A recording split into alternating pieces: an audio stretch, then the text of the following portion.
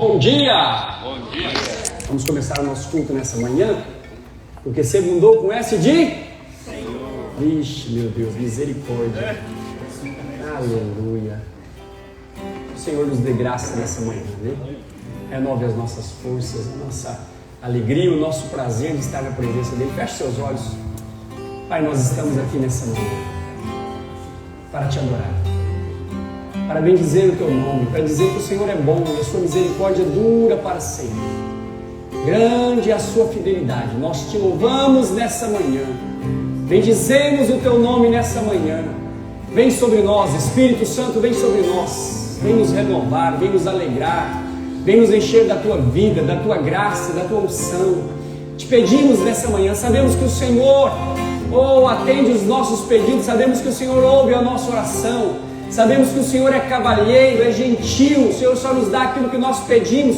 Por isso nós pedimos nessa manhã, vem a tua presença, vem a tua vida, vem a tua graça, vem a tua unção sobre nós nessa manhã. Vem nos renovar, vem nos encher da tua vida, Senhor. Que nós possamos nessa manhã, Senhor, servir ao Senhor com a nossa vida, com o nosso fôlego de vida, nós possamos louvar ao Senhor.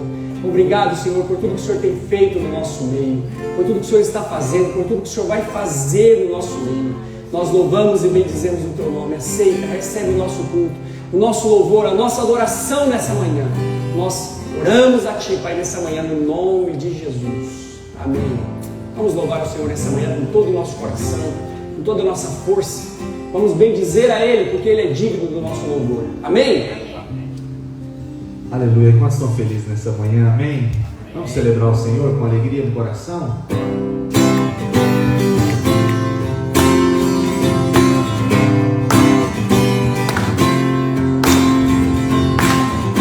Venha em mim com seu poder sobre a escuridão, sobre os sonhos meus. Tu és o Senhor de tudo que sou.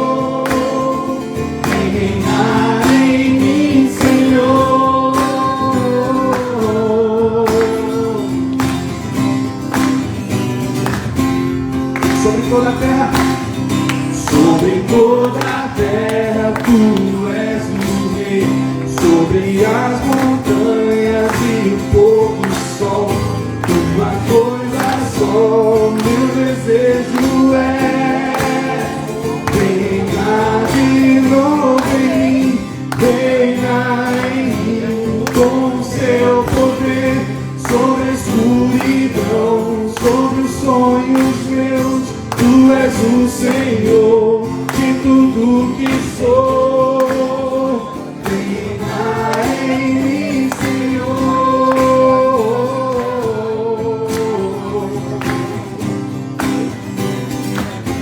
Sobre o meu pensar, sobre o meu pensar, sobre o meu falar, vai me refletir a beleza que há em ti. Tu és para mim tudo aqui, venha de novo em mim, venha em mim, com seu poder, sobre a escuridão, sobre os sonhos meus. Tu és o Senhor de tudo que sou, venha em mim, Senhor, venha em mim, com seu poder, sobre a escuridão, sobre os sonhos meus. Tu és o Senhor de tudo que sou. Venha em mim, Senhor.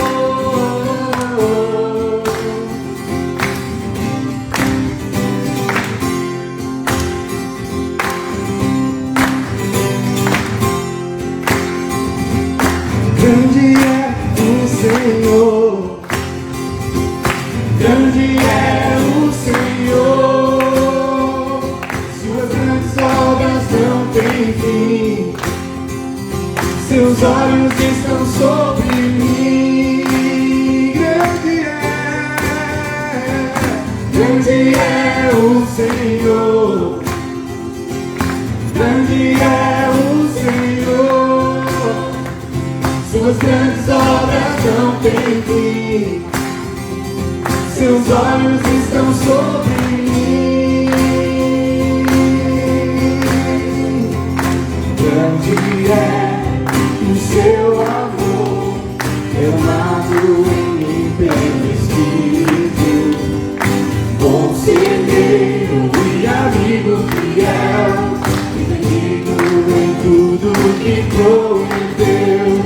Agradável é sua vontade, eterna é a sua bondade. Grande é o Senhor, grande é o Senhor. Suas grandes obras não têm fim, seus olhos estão sobre mim. Grande é o Senhor, grande é o Senhor. Suas grandes obras não têm fim, seus olhos estão sobre mim. Pela última vez, grande é o Senhor, grande é o Senhor, grande é o Senhor. Suas grandes obras não têm fim, seus olhos estão sobre mim.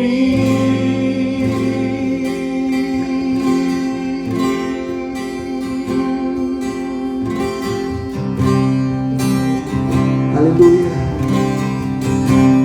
Nós cremos nessa manhã que o Senhor é poderoso.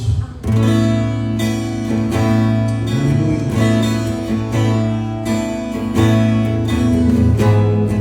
Feche seus olhos onde você está, volte o seu espírito. E em adoração vamos cantar ao Senhor nessa manhã.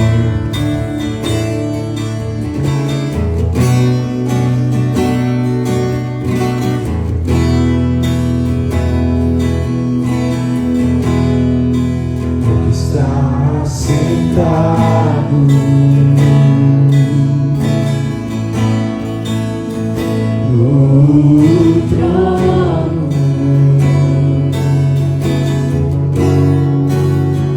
e ao poder, seja o louvor,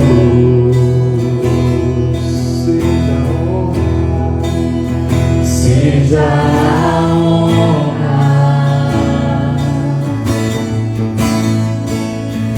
seja a glória,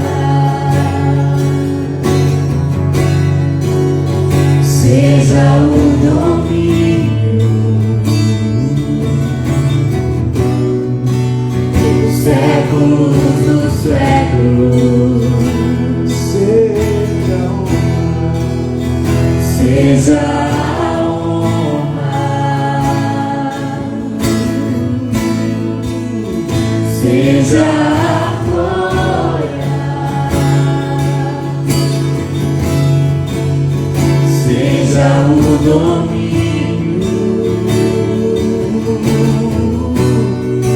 pelos séculos dos séculos. Poderoso Deus,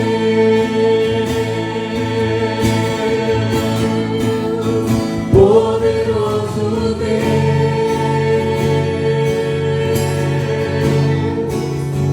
poderoso Deus.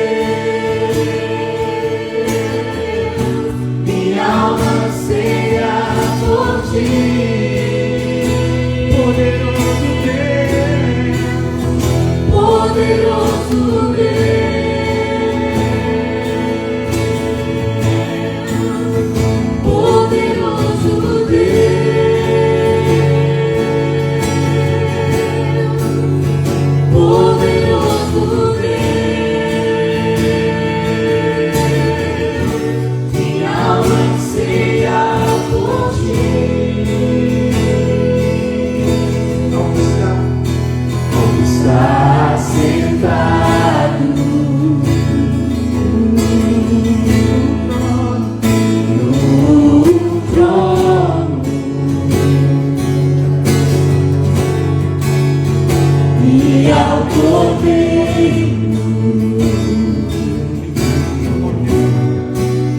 seja o louvor, seja a honra, seja a honra, seja a glória, seja a glória, seja o domínio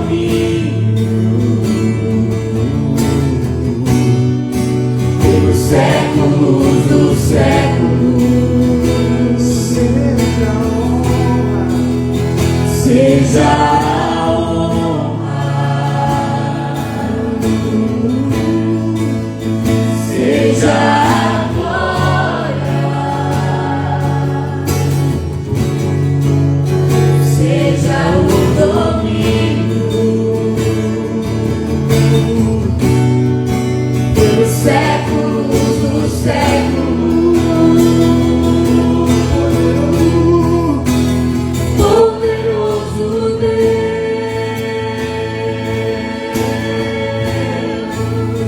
poderoso Deus,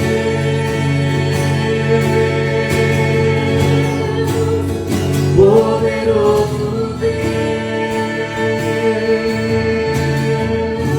minha alma anseia por ti.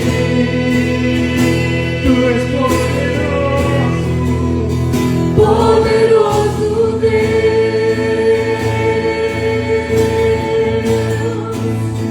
poderoso Deus,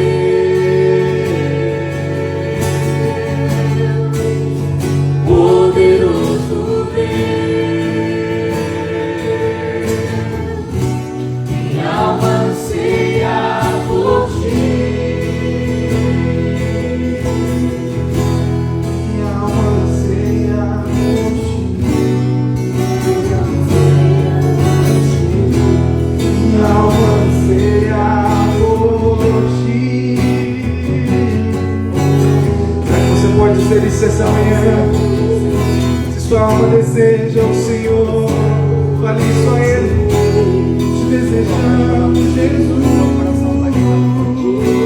Para desejar, para ansiar pelos dias da minha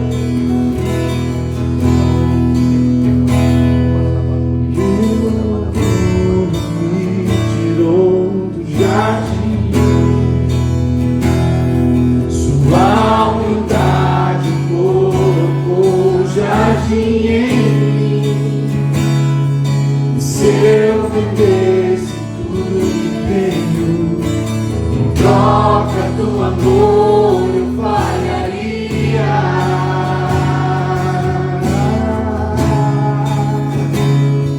Pois o amor não se compra, nem se merece. O amor se ganha, de graça o recebe. Eu quero conhecer Jesus. Eu quero conhecer Jesus. Eu quero conhecer Jesus. Eu quero conhecer Jesus. Meu orgulho me tirou do jardim, sua humildade colocou o jardim em mim. Se eu vendesse tudo que tenho, em troca do amor eu falharia.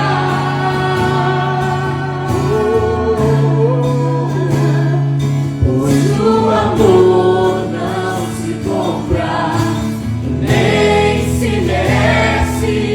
O amor se ganha, de graça o recebe. Eu quero conhecer Jesus. Eu quero conhecer Jesus. Eu quero conhecer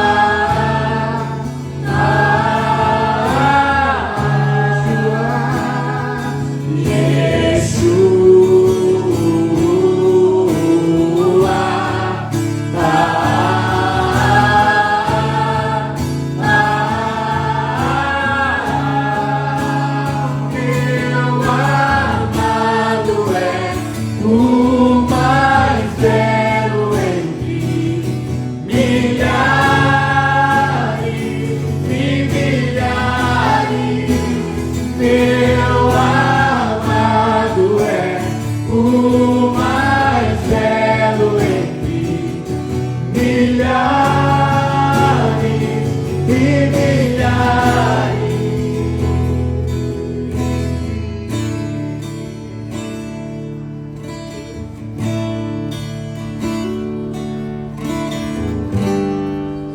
Mas confiante na sua bondade, Senhor.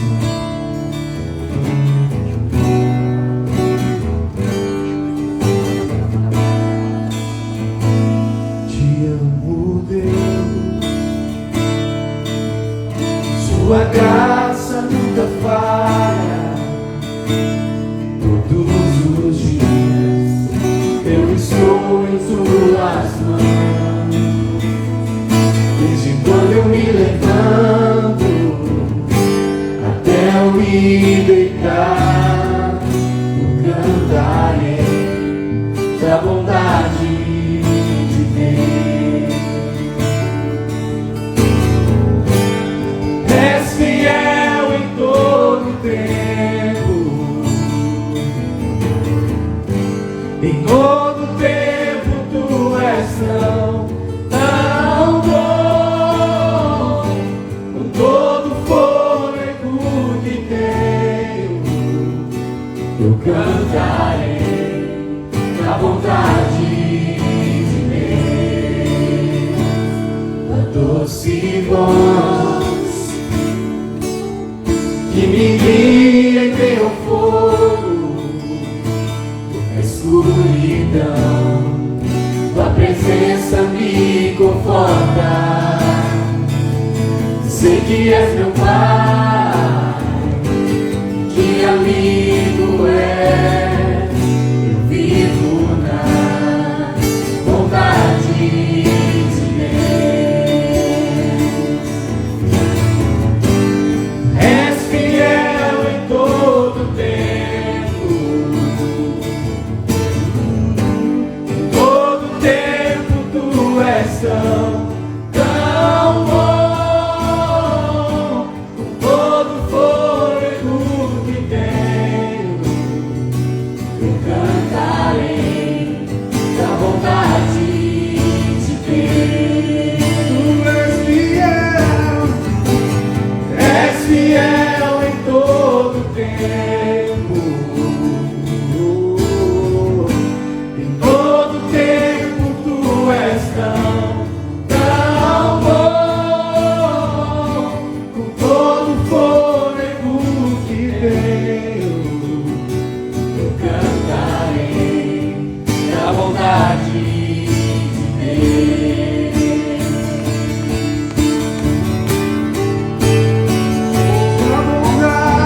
Tua bondade me seguirá, Senhor. Tua bondade me seguirá, Senhor. Eu me rendo a ti, te dou meu ser, entrego tudo a ti. Tua bondade me seguirá, Senhor. Tua bondade me seguirá, Senhor. Tua bondade me seguirá, Senhor. Eu me rendo a ti, te dou meu ser, entrego tudo a ti. Tua bondade me seguirá, Senhor.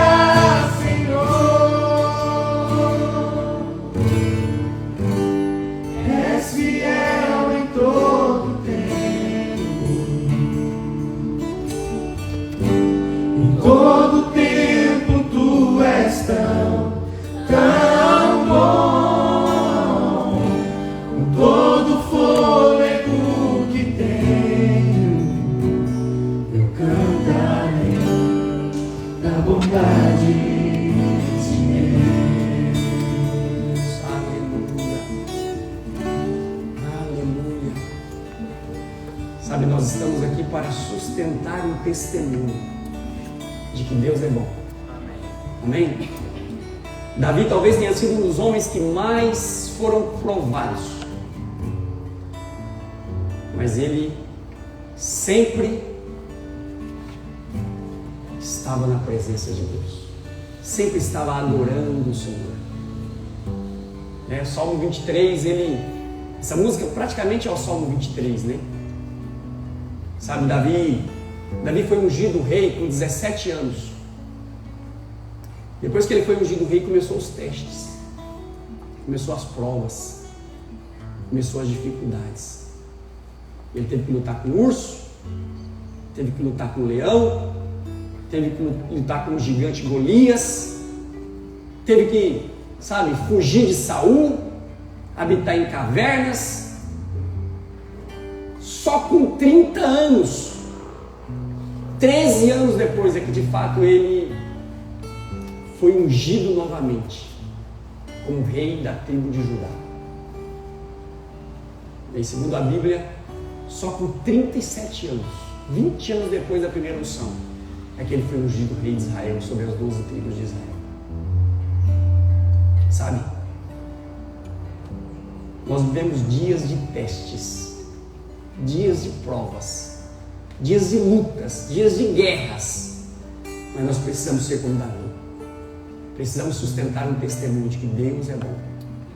E é no meio dos testes, é no meio das lutas, é no meio das dificuldades, é que o Senhor se abaixa para ouvir qual salmo nós vamos escrever, qual salmo nós vamos cantar.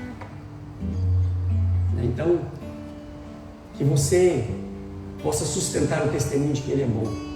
Ele é bom. Ah, mas você está passando essa dificuldade, você está assim, você está doente, Mas Ele é bom. A bondade dEle não tem a ver com a minha circunstância. O que eu estou passando é transitório, é passageiro, mas Ele é bom. Jó deu a resposta certa. Eu costumo dizer que Deus trabalha na nossa vida na medida das respostas que nós damos. Quando você dá a resposta certa, você passa no teste, você avança na vida, você alcança um outro nível. Deus trabalha na nossa vida na medida das respostas que nós damos. Quando tudo de ruim aconteceu com Jó, quando ele perdeu tudo, e a sua mulher dizia: amaldiçoa o teu Deus e morre, ele dizia: bendito seja o Senhor. Nu eu saí do ventre da minha mãe, e nu para lá eu tornarei. Amém? Feche seus olhos. Fale para o Senhor que Ele é bom. Fale para Ele: Senhor, eu estou passando essa dificuldade, essa luta, mas o Senhor é bom. Eu reconheço que o Senhor é bom. Me tira dessa luta, me tira dessa dificuldade. Pai, nós estamos aqui para sustentar um testemunho de que o Senhor é bom. Sua bondade nos seguirá todos os dias da nossa vida. Nós te adoramos nessa manhã. Reconhecemos que a sua graça e o seu amor estão sobre nós. Tenhas misericórdia de nós e nos ajuda a dar a resposta certa no dia da luta, no dia da dificuldade, no dia da tribulação, mas também no dia de festa, no dia da celebração, que nós possamos dar a resposta certa ao Senhor, que nós possamos responder aquilo que o Senhor espera de nós, ou dar-nos a graça de sustentar um testemunho todos os dias da nossa vida, de que o Senhor é bom, o Senhor é bom e a sua misericórdia dura para sempre. Amém. Pode se assentar onde você está. Vou compartilhar uma palavra rápida com vocês, mas antes de eu falar, eu queria contar, 2 ou 3 testemunhos. Ontem, acho que foi sábado, o Tiago me mandou. O Tiago não está aqui, né? Está viajando? Está viajando, né? O Tiago me mandou, nós oramos esses dias aqui para o amigo do Tiago, o Diogo, que sofreu um acidente de moto, estava acho que na UTI. E sábado ele printou a tela da conversa dele com a mãe do Diogo. E a dona Maria, ele mandou. E a dona Maria dizendo que o Diogo já estava falando, já estava comendo comida pastosa e que se ele continuasse melhorando, ele logo ia para casa. Glória a Deus por isso, amém? Oração tem poder. E nós oramos também pela a bisneta da Marli. Como é que é o nome dela, Marli? Ágata. Nós oramos pela Ágata também, que também estava internada no hospital. E eu fui perguntar agora de manhã para Marli, Marli, como é que está a sua bisneta? Ela falou, está em casa, né? Está em casa, glória a Deus por isso, né? Deus é bom, Deus ouve a nossa oração, amém? Ontem o pastor Luiz contou um testemunho também que foi muito edificado por ele, né? Domingo retrasado, ele falou sobre dízimo, e falou, eu vou orar pelas pessoas que entregavam o dízimo e deixaram de ser dizimistas, né? Por um motivo ou outro, acabaram deixando de ser dizimistas. E ele orou, e uma irmã mandou um testemunho para ele, né? Um casal que eram dizimistas e devido às dívidas, né? Foram acumulando dívidas, empréstimos, cartão, né? Dívida no cartão, dívida de cheque especial e outras dívidas, acabaram deixando de entregar o dízimo. E quando o pastor orou e falou aquela palavra, ela sentiu que era para ela, né? E ela já estava no cheque especial. Ela estava R$3.000 no cheque especial. E mesmo estando no cheque especial, ela, na hora, ela pegou o celular e fez uma transferência, fez um Pix do dízimo dela, R$300. Né? E ela fala, contando no testemunho dela, que durante a semana, o marido dela recebeu um dinheiro que estava esperando na justiça por 11 anos. Recebeu um dinheiro, quitou todas as dívidas, cartão de crédito, cheque especial, empréstimos, tinha sobrado, entregaram o dízimo, sobrou um dinheiro, uma quantia boa, que eles estavam juntando para quitar a casa, quitar o apartamento deles e comprar ou um apartamento maior ou uma casa maior. Que bênção, né? Que bênção. Tem um pastor na videira que diz que Deus não fica devendo nada para ninguém. Deus não fica devendo. De fato, isso é uma verdade. Deus não fica devendo nada para ninguém. Quando você pensa que você está sendo generoso, você pode ter certeza, sabe? Deus vai ser muito mais generoso com você. Lembro quando Davi foi ser ungido rei, né? Ungido rei não, quando Davi decidiu construir a casa para Deus, construir o templo, né? O templo que quem construiu depois foi Salomão, seu filho. Mas quando Davi estava no seu palácio, na sua casa de cedros, bem construída, bem edificada, né? Bem confortável, Davi olhou e viu a Arca da Aliança numa tenda. Não é possível isso. Eu vou fazer uma casa para Deus. Ele determinou no coração dele, eu vou construir uma casa para Deus. E Deus manda o profeta, se eu não me engano o profeta Natan, não lembro qual foi, mas acho que foi o profeta Natan. Foi lá e falou para ele, você pensa que você vai... De onde você tirou da cabeça que você vai edificar uma casa para mim? Né? Eu é que vou edificar uma casa para você. Se você pensa que você vai edificar uma casa para mim, porque Davi teve um pensamento, um desejo que Deus não havia falado para ninguém. Deus não havia revelado para ninguém. Mas Davi se preocupava com a casa de Deus, com a presença de Deus. Uma das primeiras coisas do reinado de Davi, que Davi fez, foi ir lá buscar a Arca da Aliança e trazer a Arca para Jerusalém. Que a Arca da Aliança estava na casa de Obed-Edom, né? E aí Davi trouxe para Jerusalém a Arca da Aliança, porque Davi queria, a Arca naquela época era a presença de Deus, ele queria a presença de Deus perto dele, né? E quando Davi desejou construir a Arca, Deus falou assim, você vai construir casa para mim, eu vou construir uma casa para você. Davi, eu te prometo uma coisa, o seu reinado nunca mais terá fim, não faltará descendente de Davi para se assentar no trono. Jesus, ele é o quê? Descendente de Davi. Ele é o rei dos reis, veio da linhagem de Davi. Quando nós pensamos que estamos fazendo alguma coisa para Deus, Deus faz muito mais para nós. Amém? Deus não fica devendo nada para ninguém. Para ninguém. Mas eu quero falar outra coisa nessa manhã. Quero falar no Salmo 90.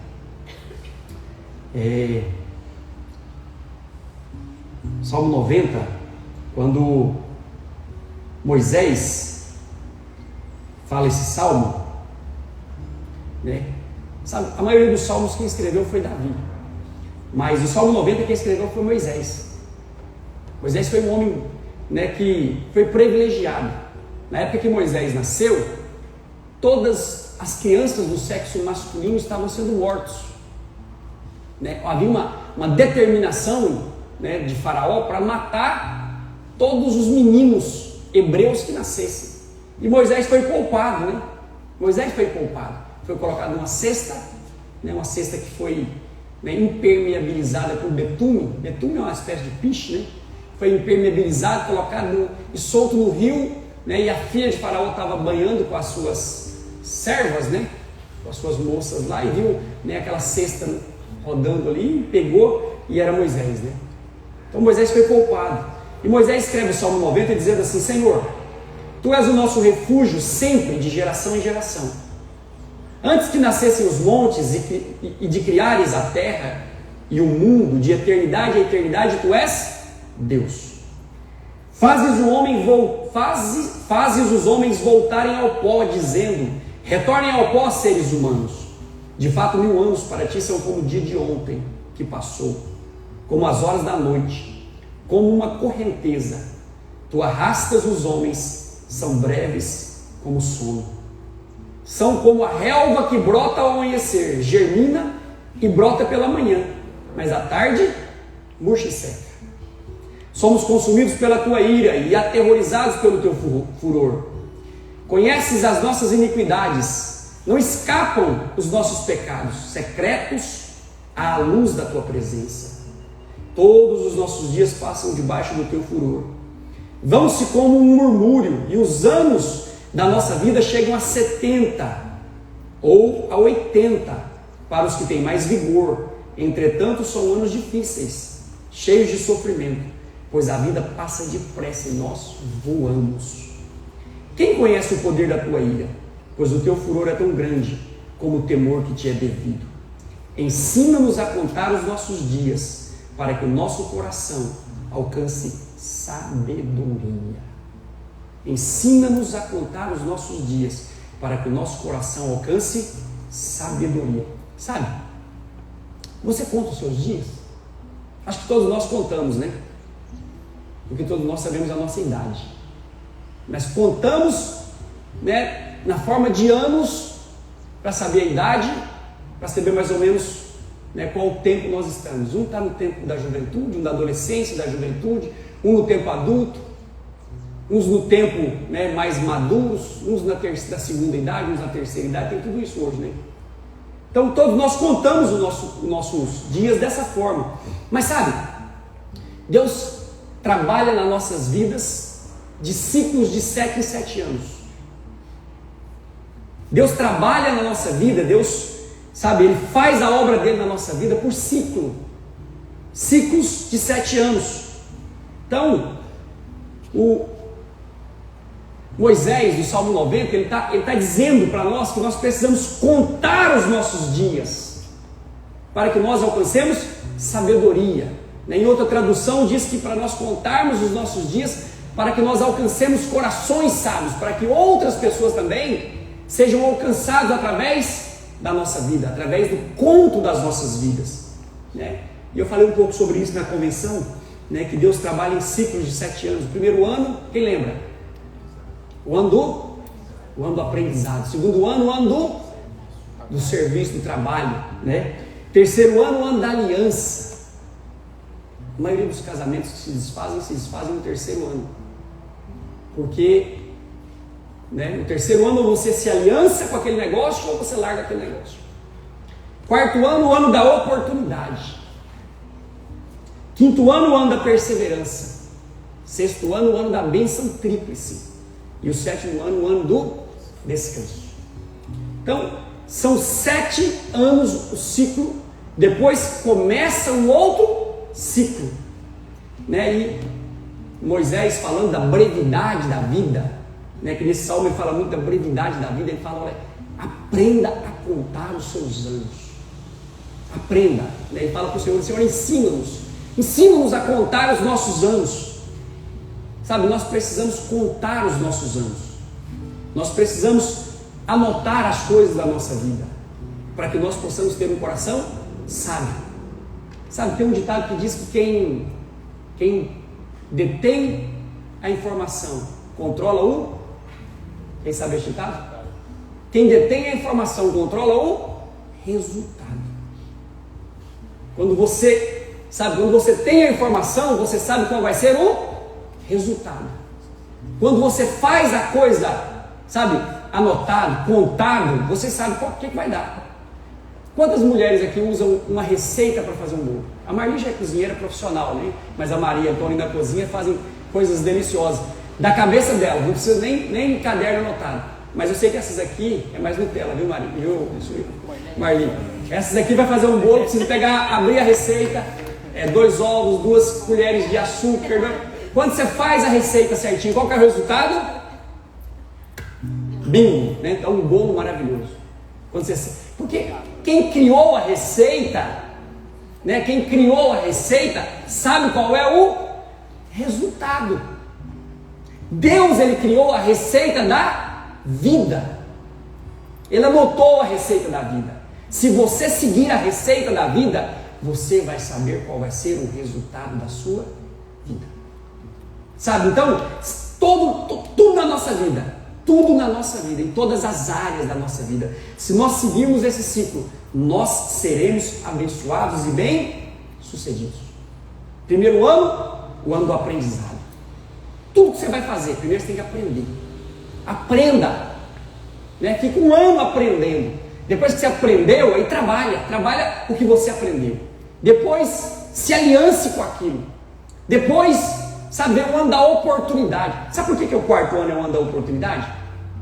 Lá em Levítico, Deus falou para o povo: quando vocês entrarem na terra prometida, o povo saiu da terra de Israel, da terra do Egito, né?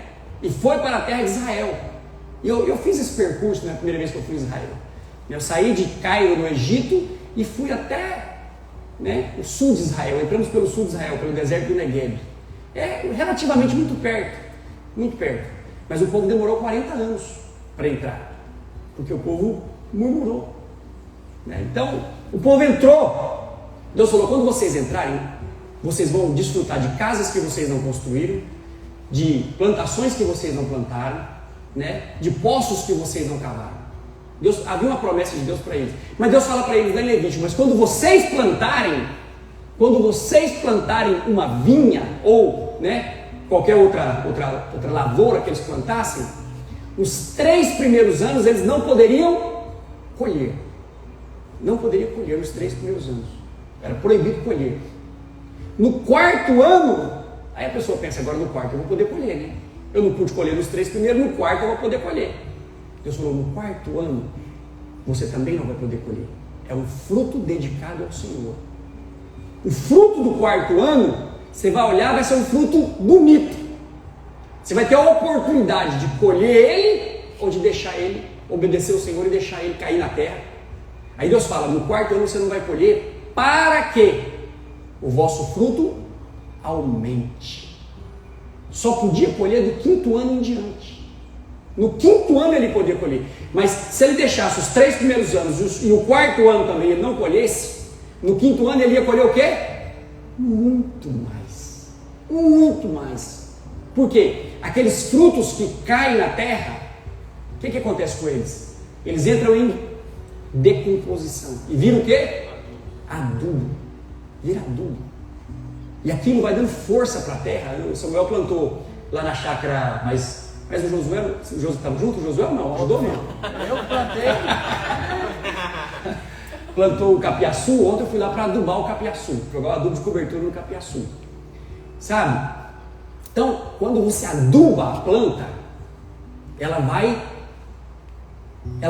sai com mais força, né? Por que as pessoas não colhem tanto fruto? Porque não adubam.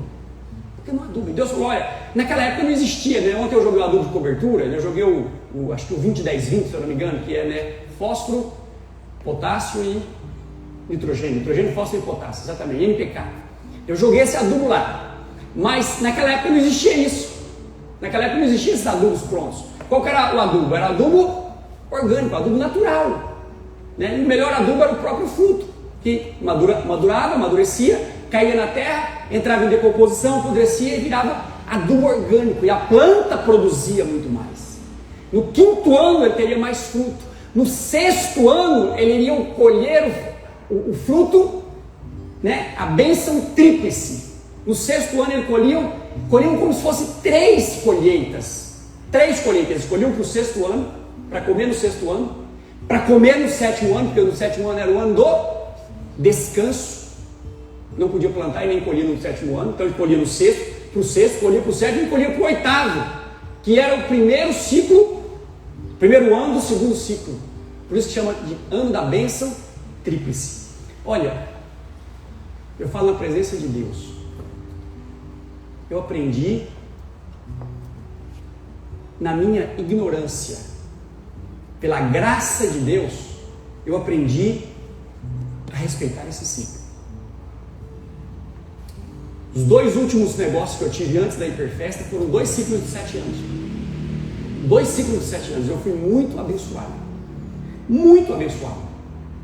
Sabe, eu fui levado por Deus para respeitar esse ciclo. Porque muitas vezes a gente dá vontade de colher. Quando você vê um frutinho, você já quer colher, né? A pessoa começa a trabalhar. 1 ano no serviço, o salário dele aumenta. 1 ano, ele ganha R$1.000, por exemplo. O patrão chega para ele e fala: olha, estou gostando do seu serviço, você vai ganhar R$1.500 de agora em diante. A maioria das pessoas, sabe o que eles fazem? Passa a gastar quanto? 2. Passa a gastar 2. Exatamente, é isso aí, eu ia falar isso. A pessoa está ganhando 1.000, está vivendo com aquele 1.000 ali apertadinho, tal. O patrão fala: ó, agora você vai ganhar R$1.500, ele passa a gastar 2. Aí depois fala: ah, Deus não é bom, Deus, estou passando luto, estou passando dificuldade. Sabe o que você deveria fazer? Você está ganhando 1.000, vivendo com 1.000. O patrão aumentou para 1.500, falou: opa, sobrou 500. O que eu vou fazer com esses 500? Guardar. Eu tinha um sócio que ele dizia assim: ó, você só ganha o que sobra. Se não está sobrando, você não está ganhando. Você tem que fazer sobrar. Você precisa fazer sobrar. Sabe? Aprenda a gastar menos do que você ganha. A sabedoria da vida não é ganhar muito. Gente, tem gente que ganha milhões. Tem gente que ganha muito dinheiro. Sabe? Tem gente que ganha 200, 300 mil por mês. Mas gasta mais do que ganha. Vive um padrão de vida acima. Aprenda a viver um padrão de vida abaixo do seu salário. Eu já falei para vocês, a matemática de Deus não é a matemática do homem. A matemática do homem, 1 mais 1 é 2. Mas na matemática de Deus, às vezes 1 mais 1 dá 3. Sabe, o milagre pode acontecer na sua vida se você apresentar um pouquinho para Deus. Um pouquinho. Um pouquinho. Sabe, Deus não precisa de muito. Deus não precisa que você apresente muito para Ele. Deus precisa que você tenha... Você já viu falar no indês, no ovo da galinha, né? Quando a galinha bota, né, os agricultores aqui, né, quem entende de agricultura, de criação de animais, sabe disso. Nunca ele vai lá e tira todos os ovos, ele larga um ovo lá. E a galinha vai ver aquele ovo e fala: opa, aqui é o lugar de botar. E ela vai lá e bota mais, né? Quando Jesus foi multiplicar os 5 pães e 2 peixinhos, né, a primeira multiplicação, o que ele perguntou? Tendes vós alguma coisa de comer? E aí alguém fala: Senhor, são necessários 200 denários para alimentar essa multidão. 200 dias de um trabalhador. Um denário era o salário de um trabalhador, era uma diária de um trabalhador. Quer dizer, era um padeiro. Imagina um padeiro fazendo pão 200 dias. 200 dias ele fazendo pão para alimentar aquela multidão. Mas alguém achou um menino que tinha 5 pães e 2 peixes. Dava para a multidão? Nunca. Mas quando apresentaram aquilo para Jesus, o que Jesus fez? Orou, deu graças, porque você precisa dar graça. É pouco, mas quando se recebe esse pouco com gratidão no coração. Eu estava falando isso semana passada, né, com uma pessoa. Eu falei: olha, eu sou grato a Deus pelo que Deus me deu. Sabe, eu tenho gratidão, eu estou contente com o que Deus me deu. Eu sei que eu vou ter mais, sabe? Eu vou olhar, eu olho para frente, eu vou ter muito mais. Mas o importante é você estar contente com o que você já tem. Gente descontente pode até crescer, mas cresce construindo um castelo em cima da areia. Uma hora cai. Gente descontente faz negócio errado. Gente descontente, sabe, murmura. Gente descontente reclama. E muitas pessoas queriam estar no lugar dele. Mas ele tem aquilo que muitos queriam, mas ele está descontente. Aquele menino apresentou os 5 pães e 2 peixinhos. Jesus deu graças, partiu, alimentou 5.000 homens, fora as mulheres e crianças. Aqui são mais mulheres do que homens, e os que têm a maioria crianças, né? Excesso Marcos, né, Marcos? Com exceção do Marcos, a maioria aqui é menino, né? Mas alimentou aquela multidão e sobrou 12 cestos. Deixa eu fazer uma pergunta para você. De quem eram aqueles 12 cestos que sobrou? Do menino. Naturalmente, o menino é que deu os 5 pães para ser multiplicado. Quando aquele milagre aconteceu, naturalmente os 12 cestos seriam do menino. Sabe? Então, nós precisamos ter alguma coisa para apresentar para o Senhor. O Senhor não precisa de muito. Ele precisa que você apresente alguma coisa. Sabe aquela mulher que chegou para Eliseu e falou: Senhor, meu marido morreu e ficou uma dívida. E agora o credor vem para levar os meus filhos para pagar a dívida. E Eliseu perguntou para ela: o que você tem na sua casa? E ela falou: não tenho nada. E ela lembrou, falou: opa, eu tenho uma botija de azeite. Mas na cabeça dela, uma botija de azeite e nada eram a mesma coisa. Né? Às vezes você olha para a sua vida e fala: não tenho nada. Né? Eu não tenho nada para apresentar para o Senhor. Mas você tem. Você tem. Você sabe por que você tem? Porque na distribuição dos talentos, a Bíblia diz que o Senhor chamou os seus servos. A um ele deu 10, a outro ele deu 5 e a outro ele deu 1. Sabe? De acordo com a capacidade de cada um. Mas a Bíblia fala que ficou alguém sem receber nenhum? Não. Todos receberam de acordo com a sua capacidade. De acordo com a sua capacidade, você tem um talento. Ou você tem 1, ou você tem 5, ou você tem 10, sabe? Ou você tem 2, ou você tem 3, né? Deus te deu um talento e Ele vai cobrar esse talento.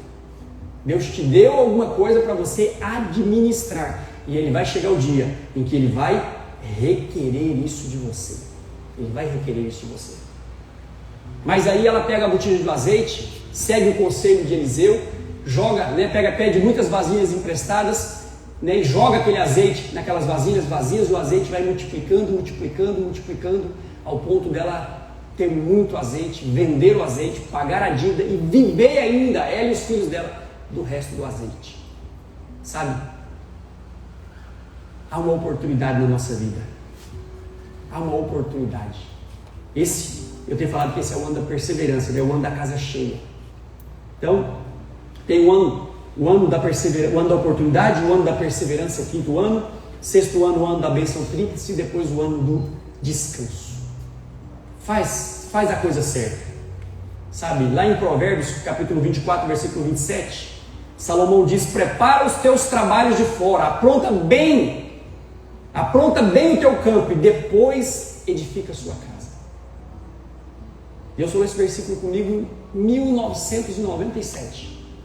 Em 1997, eu possivelmente já tinha lido esse versículo, mas em 1997, quando eu montei o mercadinho, Pega e Paga em Monte Sinai, esse versículo ele saltou aos meus olhos.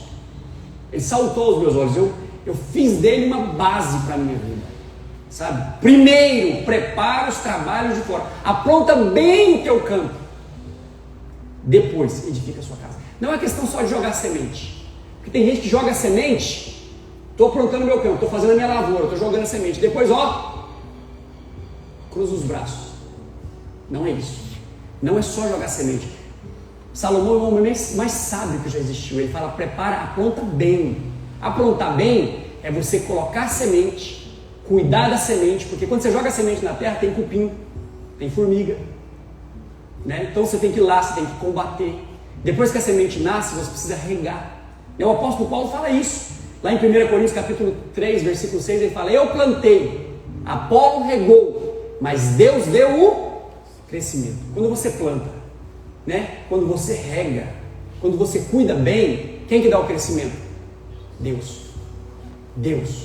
Ninguém pode chegar aqui e falar assim: eu fiz pela força do meu braço, eu plantei, hoje eu tenho uma lavoura muito grande, eu sou muito rico, sabe? Porque se fizer isso, Deus vai chamar de louco, porque só tem um que pode dar o crescimento, que é Deus. Mas para Deus dar o crescimento é preciso plantar e é preciso regar.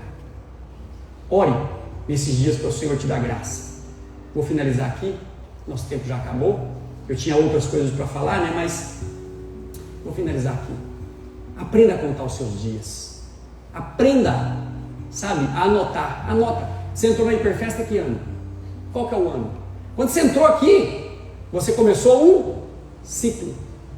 Anota aí. Ó, tal ano eu entrei. E começa no primeiro ano eu fui aprender, depois eu fui trabalhar, depois eu fui para a aliança, depois eu fui para a oportunidade, sabe? Depois eu perseverei, mas vai chegar o ano de colher, vai chegar o ano da bênção tríplice, vai chegar o ano de você ser abençoado. Amém? Talvez hoje você está vivendo, né, apertado, mas vai chegar o ano de você desfrutar da bênção. Amém? Fica de pé onde você está. Vamos orar nessa manhã. Estou muito feliz de estar aqui nessa manhã com vocês. Esse culto de segunda-feira é uma bênção para mim. Sabe, eu falo na presença de Deus, uma bênção para mim. Como eu preciso disso aqui. Como eu preciso, né, de estar aqui com vocês. Como eu preciso estar aqui para compartilhar. Quando eu compartilho, eu sou abençoado. Amém? Feche seus olhos. Pai, nós te louvamos nessa manhã. Bendizemos o teu nome nessa manhã. Abençoa o nosso dia, abençoa a nossa semana que está se iniciando. Nós te louvamos, nós te bendizemos, porque o Senhor é bom, o tempo todo o tempo o Senhor é bom. Dá-nos a graça e a sabedoria de contar os nossos dias, de anotar, de saber em qual ano nós estamos no ciclo que o Senhor tem trabalhado nas nossas vidas. Eu oro pelos meus irmãos, abençoa eles com graça, com vida, com saúde, com prosperidade, com crescimento, com avanço. Faz deles, ó Deus, pessoas sábias, Senhor, para contar os seus dias e alcançar corações sábios. Nós oramos nessa manhã e abençoamos o nosso dia em nome de Jesus. Vamos fazer um grito de guerra diferente hoje, viu? Eu vou dizer segundou com S e vocês vão gritar bem alto, Senhor. Amém? Amém. Vamos lá? Vamos dar um grito de guerra? Então, segundou com S de Senhor! Aleluia! Deus abençoe você. Um dia e uma semana abençoada em nome de Jesus.